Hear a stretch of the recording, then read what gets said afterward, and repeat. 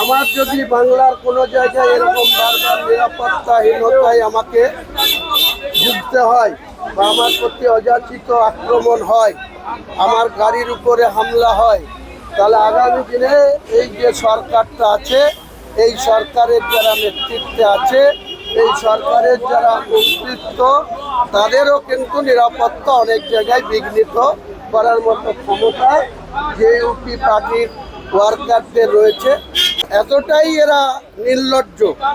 জনাব ফিয়াদ হাকিম কলকাতায় গুন্ডা পুষে রেখেছে, বন্দর এলাকায় গুন্ডা পুষে রেখেছে এবং খিদিরপুরে সেই গুন্ডার নেতৃত্ব দিচ্ছে শাহবাজ। আজকে 5ই ফেব্রুয়ারি রাজ্যের বাজেট একটু আগেই রাজ্যের ভারপ্রাপ্ত অর্থমন্ত্রী চন্দ্রিমা ভট্টাচার্য যে ভোট অ্যাকাউন্ট পেশ করলেন, তাতে আমার মনে হলো এই সমস্ত যে প্রস্তাব রাখলেন, সেই প্রস্তাব আগামী দিনে কার্যকরী করার সুযোগ আর বর্তমান সরকার এসে পাবে না।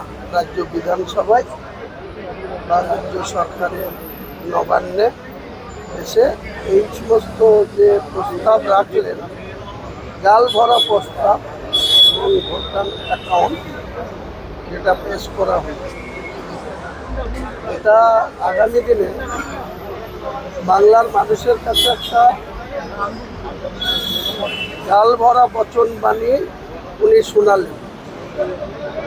সামান্য আইসিডিএসের কর্মীদের 1000 টাকা অনারিয়াম বাড়িয়ে, আশা কর্মীদের 1000 টাকা অনারিয়াম বাড়িয়ে, যে আশা কর্মীরা কিছুদিন আগে কলকাতায় তাদের 15,000 টাকা অনারিয়ামের দাবি করে আন্দোলন করতে এসেছিলেন, পুলিশের লাঠি খেয়েছিলেন, সেই আশা কর্মীদের জন্য 1000 টাকা অনারিয়াম বাড়ানো হলো আইসিডিএস কর্মীদের। এবং শিক্ষা দপ্তরের যে সমস্ত কর্মী যাদের ন্যূনতম 18,000 টাকা স্যালারি হওয়া উচিত, তাদের ওই কোথাও 8,000, কোথাও 9,000, কোথাও 12,000 করে যে কর্মীদের দেওয়া হয়, তাদেরও ক্ষেত্রে একইভাবে 1,000 টাকা করে আগামী এপ্রিল মাসে তারা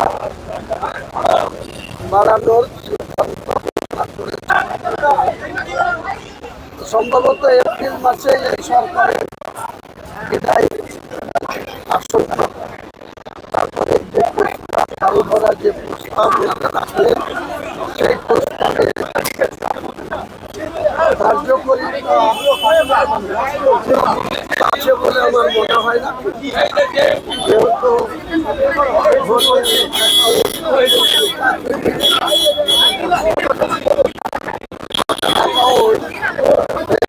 হয়, তাই ভোটার অ্যাকাউন্টে যে সমস্ত বক্তব্য চন্দ্রিমা ভট্টাচার্য রেখেছেন, আগামী দিনে ওনারা ইলেকশন সম্পূর্ণ হওয়ার পর এই সুযোগ থেকে বর্তমান সরকার বঞ্চিত হবে। এই ধরনের কোনো প্রস্তাব তারা ইমপ্লিমেন্ট করতে পারবে না।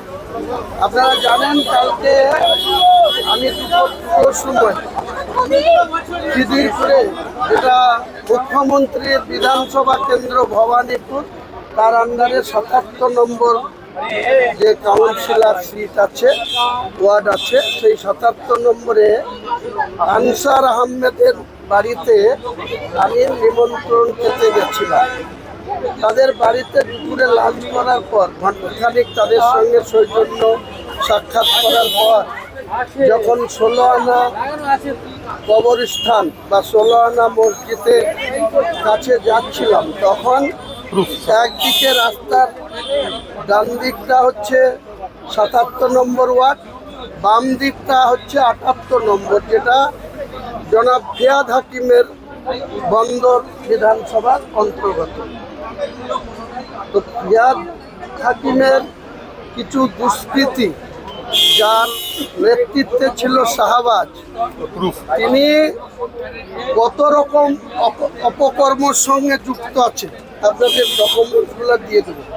কলকাতা পুলিশ কমিশনারকে বলবো সমটু কেস করে তাদের বিরুদ্ধে কেন এতদিন ব্যবস্থা নেওয়া হয়নি। তারা কলকাতার খিদিরপুরে আমাদের মতো একটা জনপ্রতিনিধিকে কলকাতায় তাদের পার্টি অফিসের ফ্ল্যাগ নিয়ে পার্টি অফিসের নামে কল সেন্টার খুলে 25 থেকে 30টা লোককে বসিয়ে রেখে প্রতিদিন তারা মানুষের অর্থ তাদের পক্ষে মানুষের সঙ্গে যেটা চিটিংবাজি করা বলে গেমিং চালায়। কেন কলকাতা পুলিশ বা ডিসি কোর্ট তাদের বিরুদ্ধে ব্যবস্থা নেয় না? আমি গণতান্ত্রিক অধিকার আছে বাংলার যে কোনো প্রান্তে আমি যেতে পারি, কারোর সঙ্গে দেখা করতে পারি, কারোর সৌজন্যতা দেখা করতে পারি, কিন্তু এতটাই এরা নির্লজ্জ। জনাব ফিয়াদ হাকিম কলকাতায় গুন্ডা পুষে রেখেছে, বন্দর এলাকায় গুন্ডা পুষে রেখেছে এবং খিদিরপুরে সেই গুন্ডার নেতৃত্ব দিচ্ছে শাহবাজ। এই শাহবাজের সম্বন্ধে আমার কাছে আরও তথ্য আছে যে এনআইএ, কেন্দ্রীয় এনআইএ সংস্থা কিছুদিন আগে একে তদন্তের স্বার্থে তাদের আন্ডারে নিয়েছিল, কিন্তু কলকাতা কমিশনার, কলকাতা পুলিশের কমিশনার বা ডিসি কোর্ট তাদের বিরুদ্ধে আজ পর্যন্ত কোনো ড্রাস্টিক অ্যাকশন বা তাদের বিরুদ্ধে কোনো কড়া ব্যবস্থা গ্রহণ করেনি। তাই আমি বলবো যে পুলিশ ডিসি কোর্ট যেন কালকের ঘটনার যথাযথ তদন্ত করে সমটু কেস স্টার্ট করে তাদের অ্যারেস্ট করবে। তা না হলে আগামী দিনে আমার যদি বাংলার কোনো জায়গায় এরকম বারবার নিরাপত্তাহীনতায় আমাকে ভুগতে হয় বা আমার প্রতি অযাচিত আক্রমণ হয়, আমার গাড়ির উপরে হামলা হয়, তাহলে আগামী দিনে এই যে সরকারটা আছে, এই সরকারের যারা নেতৃত্বে আছে, এই সরকারের যারা নেতৃত্ব, তাদেরও কিন্তু নিরাপত্তা অনেক জায়গায় বিঘ্নিত করার মতো ক্ষমতা যে ইউপি পার্টির ওয়ার্কারদের রয়েছে। আজকে বেলা 3টে থেকে, যেহেতু মাধ্যমিক পরীক্ষা ছিল, তাই 3টে থেকে রাজ্যের বিভিন্ন প্রান্তে গতকালকের ঘটনা নিয়ে আমাদের দক্ষতা উন্নয়ন পার্টির ব্লক লেভেল থেকে প্রোটেস্ট করা হচ্ছে, ধিক্কার জানানো হচ্ছে। ফিয়াদ হাকিম এবং মমতা বন্দ্যোপাধ্যায়ের বিরোধিতা করা হচ্ছে এই শাসন ক্ষমতা। পাশাপাশি যে ভোট অ্যাকাউন্ট পেশ করা হলো, এটা গালগপ্প বাংলায় বলা যায়। এই চন্দ্রিমা ভট্টাচার্য আগামী দিনে আর বাংলার যে বিধানসভা ভোটের পরে মুখ্যমন্ত্রীও আর এই মুখ্যমন্ত্রীর আসন ফেরত পাবেন না, আর চন্দ্রিমা ভট্টাচার্যও আর অর্থ বাজেট পূর্ণাঙ্গ করার সুযোগ পাবেন না বলে আমি মনে করি।